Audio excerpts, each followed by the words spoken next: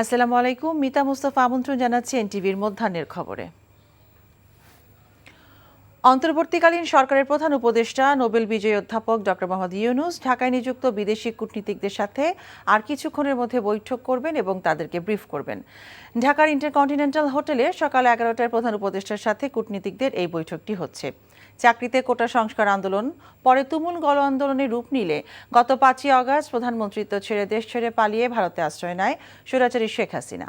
আন্দোলন বিক্ষোভের মধ্যে জেলায় জেলায় কয়েকশো মানুষের প্রাণহানি হয়। হাসিনা সরকারের পতনের পর অন্তর্বর্তী সরকারের দায়িত্ব গ্রহণ করেন নোবেলজয়ী ডক্টর মোহাম্মদ ইউনূস। বিভিন্ন দলের নেতাদের সঙ্গে বৈঠক করেন তিনি।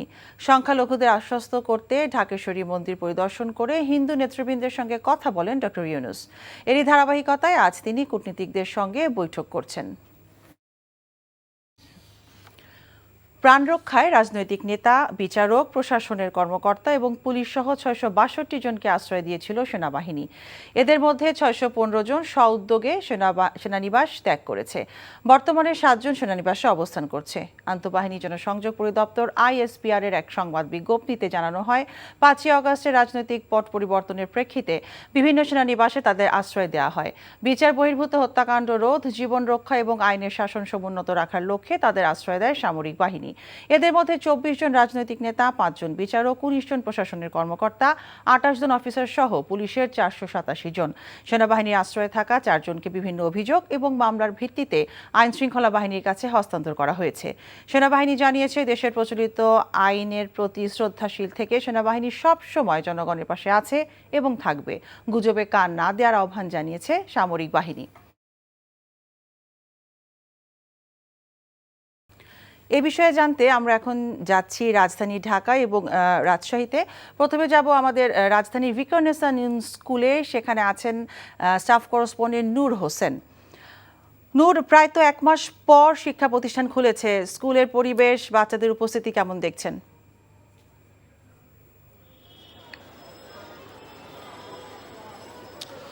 মিতা, একটু আগে আমরা এখানে এসে পৌঁছাই এবং এখানে আসার পরে অভিভাবক, শিক্ষার্থী এবং এই যে স্কুল এবং কলেজটি রয়েছে, ভিকারুননিসা নূন স্কুল অ্যান্ড কলেজের ভারপ্রাপ্ত যিনি অধ্যক্ষ হিসেবে দায়িত্ব পালন করছেন তার সঙ্গে আমরা কথা বলেছি, শিক্ষকদের সঙ্গে আমরা কথা বলেছি। ভারপ্রাপ্ত অধ্যক্ষ আমাদেরকে জানিয়েছেন যে আজকেই প্রথম দিনেই প্রায় 1 মাস পরে শেখ হাসিনা সরকারের বিদায়ের পরে যখন পরিস্থিতি স্বাভাবিক হওয়া শুরু করেছে, যখন পরিস্থিতি স্বাভাবিক হয়েছে, যখন প্রথম যেদিন স্কুলটি খুললো সেই দিনই আজকেই এই স্কুলে 70 থেকে 80% শিক্ষার্থী ক্লাসে উপস্থিত ছিল বলে তিনি আমাদেরকে জানিয়েছেন। এবং তারা বলছেন এই যে লম্বা সময় যে গ্যাপটি হয়েছে, শিক্ষার্থীদের যে ক্ষতিটি হয়েছে, সেই ক্ষতি পূরণ করবার জন্যে তারা কিছু পরিকল্পনা গ্রহণ করেছেন, তারা কিছু পরিকল্পনা হাতে নিয়েছেন এবং এর বাইরে শিক্ষার্থীদের যে একটা ট্রমার মধ্য দিয়ে যে দিনগুলো গেছে সেই ট্রমাটি কাটিয়ে ওঠার জন্য তারা কিছু পরিকল্পনা করেছেন, কিছু সাংস্কৃতিক কর্মকাণ্ডে শিক্ষার্থীদেরকে জড়িয়ে রাখবেন বা জড়াবেন বলে তিনি আমাদেরকে জানিয়েছেন। এছাড়া আমরা শিক্ষার্থীদের সঙ্গে কথা বলেছি, শিক্ষার্থীরা বলছেন তারা কোনো ধরনের আতঙ্ক, কোনো ধরনের ভয় তাদের মধ্যে আজকে কাজ করেনি। ক্যাম্পাসে স্কুলে যখন তারা এসেছেন এবং স্কুলে যখন তারা ক্লাসে বসেছেন এবং দীর্ঘদিন পরে বন্ধু বান্ধবদের সঙ্গে তাদের যে দেখা হয়েছে সেজন্য তারা স্বস্তি প্রকাশ করেছেন, আনন্দ প্রকাশ করেছেন। তারাও বলছেন যে তাদের যে গ্যাপটি হয়েছে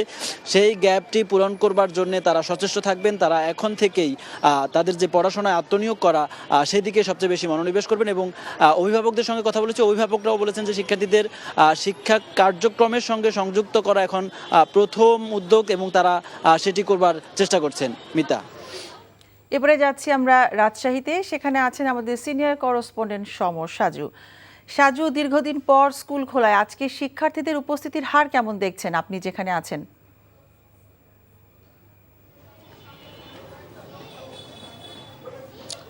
বিতা, আমি এই মুহূর্তে আছি রাজশাহী নগরীর ঐতিহ্যবাহী সরকারি প্রমথনাথ উচ্চ বালিকা বিদ্যালয়ে। তো আমি স্কুলে এসে যেটা দেখেছি যে আজকে থেকে ক্লাস শুরু হয়নি, যেহেতু এর আগে এই শিক্ষা প্রতিষ্ঠান যখন বন্ধ হয় তার আগে বিভিন্ন স্কুলে পরীক্ষা চলছিল। তবে আজকে এসে আমি দেখেছি যে এখানে তৃতীয় এবং চতুর্থ শ্রেণীর শিক্ষার্থীদের পরীক্ষা চলছে।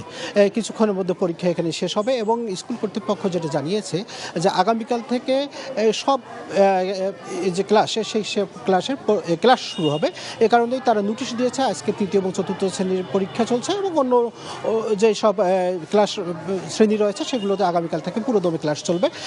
একই অবস্থা রাজশাহী নগরী এবং রাজশাহী জেলার সব প্রাথমিক এবং উচ্চ মাধ্যমিক স্কুলে। এর বাইরে কলেজে যেটা দেখেছি যে কলেজে ক্লাস শুরু হয়েছে, বিশেষ করে এবছর যারা এসএসসি পাস করেছে তাদের আজকে প্রথম ক্লাস হচ্ছে কোনো কোনো স্কুলে কলেজে, এবং এ কারণে আমরা দেখছি যে এক ধরনের বাড়তি উচ্ছ্বাস লক্ষ্য করছি সেই সব শিক্ষার্থীদের মাঝে। তারা প্রথম স্কুলের গণ্ডি পেরিয়ে কলেজ জীবনে তারা এসেছে, প্রথম ক্লাস তারা করছে এবং সেখানে আমরা উপস্থিতি বেশ ভালোই লক্ষ্য করছি।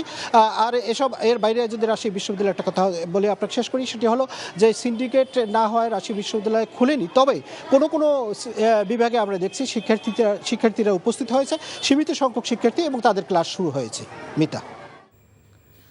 ঢাকা এবং রাজশাহী থেকে জানছিলাম শিক্ষা প্রতিষ্ঠানের ক্লাস শুরু হওয়ার পরে শিক্ষার্থীদের উপস্থিতি এবং বিভিন্ন বিষয় নিয়ে।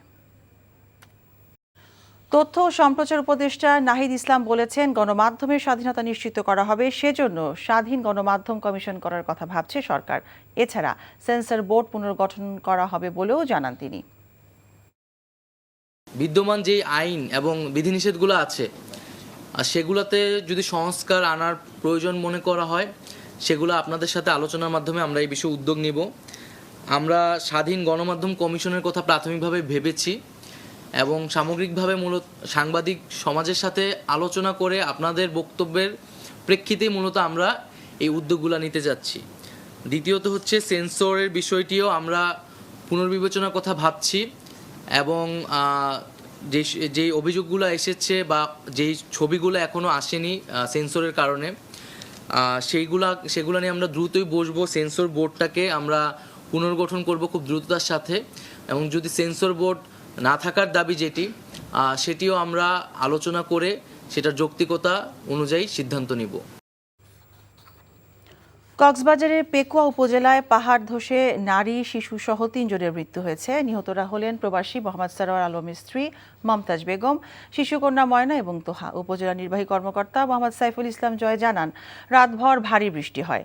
ভোররাতে উপজেলার শিলখালী ইউনিয়নের ৬ নম্বর ওয়ার্ডের সেগুনবাগিচা এলাকায় পাহাড় ধসের ঘটনা ঘটে। এতে একটি ঘর মাটির নিচে চাপা পড়লে একই পরিবারের এক নারী এবং ২ শিশুকন্যার মৃত্যু হয়। খবর পেয়ে প্রশাসন এবং ফায়ার সার্ভিস গিয়ে মৃতদেহগুলো উদ্ধার করে।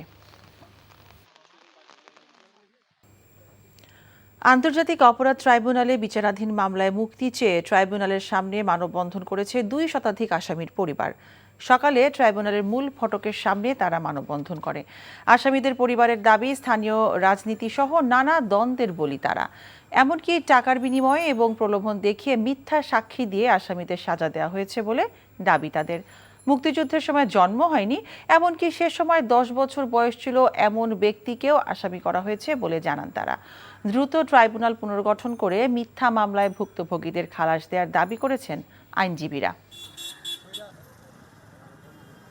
পরিবারের দাবি হলো মিথ্যা এবং হয়রানিমূলক মিথ্যা যুদ্ধাপরাধের মামলা থেকে নিঃশর্ত মুক্তি।